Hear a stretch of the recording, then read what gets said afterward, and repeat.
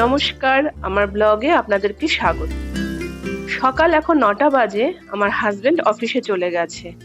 আমি এখন দুপুরের রান্নাটা বসিয়ে দেব।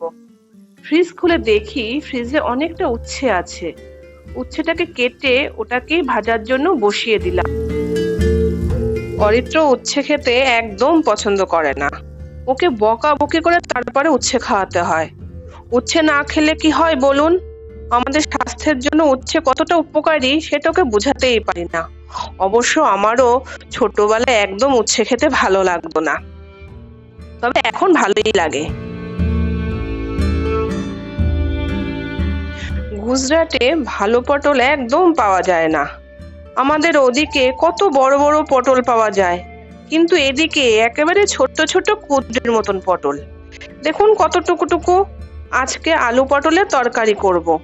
এখানে বড় বড় পটল পাওয়া যায় না বলে কতদিন হয়ে গেল পটলের দোরমা খাইনি।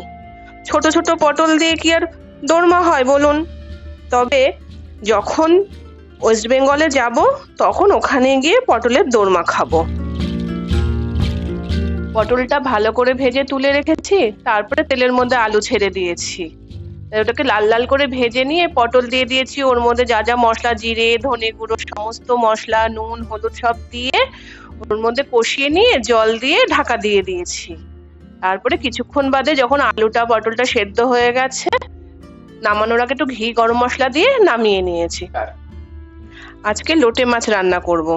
কিন্তু জানেন তো, কিছুদিন আগেও আমরা এই মাছটা খেতাম না, কিন্তু এখন এই মাছটা আমাদের খুবই প্রিয় একটি মাছ হয়ে উঠেছে।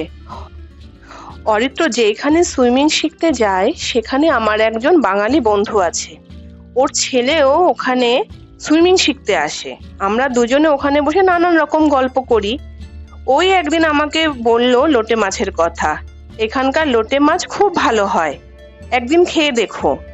আমিও অরিত্রর বাবাকে আনতে বলি, কিন্তু আমি তো লোটে মাছ রান্না করতে জানি না। তখন আমার মনে পড়লো আমার এক খুড়তুতো বোনের কথা। ওই আমাকে বলে দিল মাছটা কিভাবে রান্না করতে হয়। ও ঠিক যেভাবে বলেছিল আমিও ঠিক সেভাবেই রান্নাটা করলাম। শেষে শুধু ধনেপাতাটা দিতে পারিনি, কারণ ধনেপাতাটা সেদিনকে ঘরে ছিল না। এই মাছটা আমি আগেও একবার বানিয়েছি, এত সুন্দর খেতে হয়েছিল। সেই থেকে আমাদের খাবারের মেনুতে নতুন করে আর একটা মাছ যোগ হয়ে গেল। এখানে তো আমাদের ওয়েস্ট বেঙ্গলের মতন এত মাছ পাওয়া যায় না, তবু যতটুকু পাওয়া যায় তাই আমাদের কাছে অনেক। আমার কিছু গ্রোসারি শেষ হয়ে গেছে, তাই আনতে আজকে সন্ধ্যার সময় ডিমার্টে যাব। রান্না হয়ে গেছে, আমি আর অরিত্র তাড়াতাড়ি করে খেয়ে একটু রেস্ট নিয়ে নেব, তারপরে বেরোবো। আমরা বেরিয়ে পড়েছি ডিমার্ট যাব বলে। এখানে অনেকগুলি ডিমার্ট আছে, সবকটি ডিমার্টই আমাদের এখান থেকে অনেকটাই দূরে, প্রায় 7-8 কিলোমিটার। এই যে এটা দেখতে পাচ্ছেন না, এটা বুলেট ট্রেনের ট্র্যাক তৈরি হচ্ছে। খুবই তাড়াতাড়ি কাজটা চলছে, দেখতে দেখতে যেন প্রায় হয়ে গেল।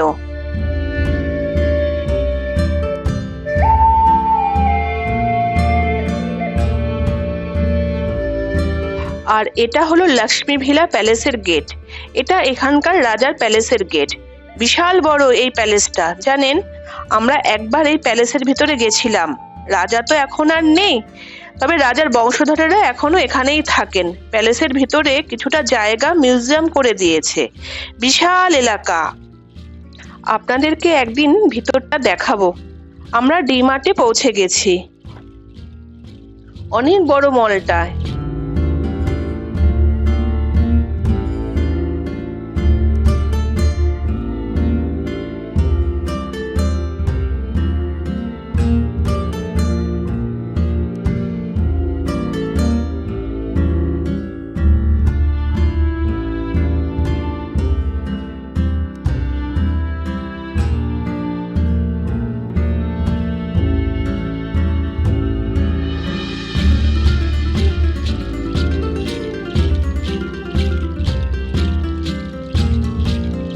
এখানে আমার ব্যাগটা আর একটা ব্যাগের মধ্যে ঢুকিয়ে পুরো লক করে দিচ্ছে। ব্যাগ লক করা হয়ে গেছে, চলুন বাইরে আর দেরি না করে এবার ভেতরে যাই, গিয়ে জিনিসগুলো তাড়াতাড়ি করে কেনাকাটা করে নিই।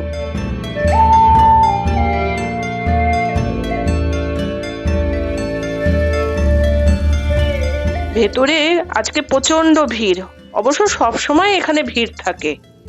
এই গুড়ের প্যাকেটে না সবসময় পাওয়া যায় না, তাই দেখতে পেয়ে প্রথমেই আমি ওই হার্বাল গুড়ের প্যাকেটটা তুলে নিয়েছি। যখনই আসি না কেন এখানে এমনই যেন ভিড় থাকে।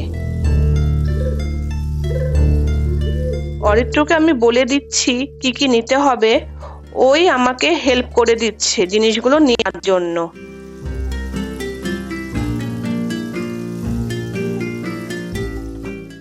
এখানে নানা রকমের ডাল লুজ কিনতে পাওয়া যায়, তারপর চাল, চিনি, ময়দা, আটা, সুজি সবকিছুই লুজ কিনতে পাওয়া যায়। আমি আমার সংসারের জন্য একটু চিনি নিয়ে নিলাম। গ্রোসারি জিনিসগুলো নেওয়ার পরে নতুন আর কি জিনিস এসেছে সেগুলো একটু দেখে নিচ্ছি। আর ওর বাবা বিল কাউন্টারে বিল করাচ্ছে।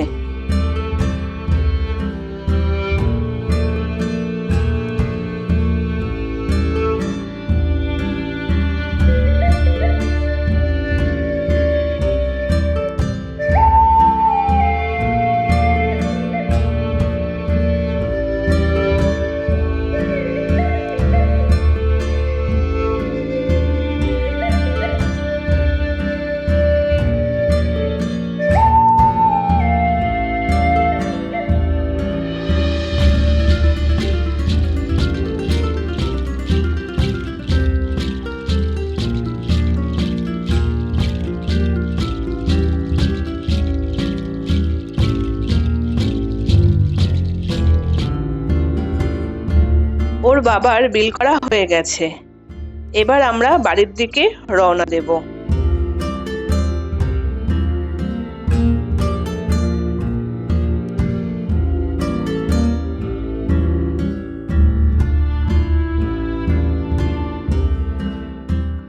মোটামুটি সংসারের অনেক কিছুই কিনে নিয়েছি। মল থেকে আমাদের কেনাকাটা করে বেরোতে একটু রাতই হয়ে গেল। মল থেকে বেরোতেই সামনে একটা ক্যাফে আছে, কি সুন্দর লাইট দিয়ে সাজিয়েছে, ভারী সুন্দর লাগছে। আজ তাহলে এইটুকুই, আবার দেখা হবে নতুন একটা ব্লগে। ভালো থাকবেন।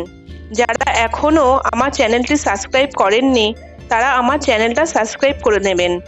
ভালো লাগলে লাইক করবেন। আপনাদের মতামত আমার জন্য খুবই গুরুত্বপূর্ণ। আপনারা আপনাদের মতামতও জানাবেন। ধন্যবাদ।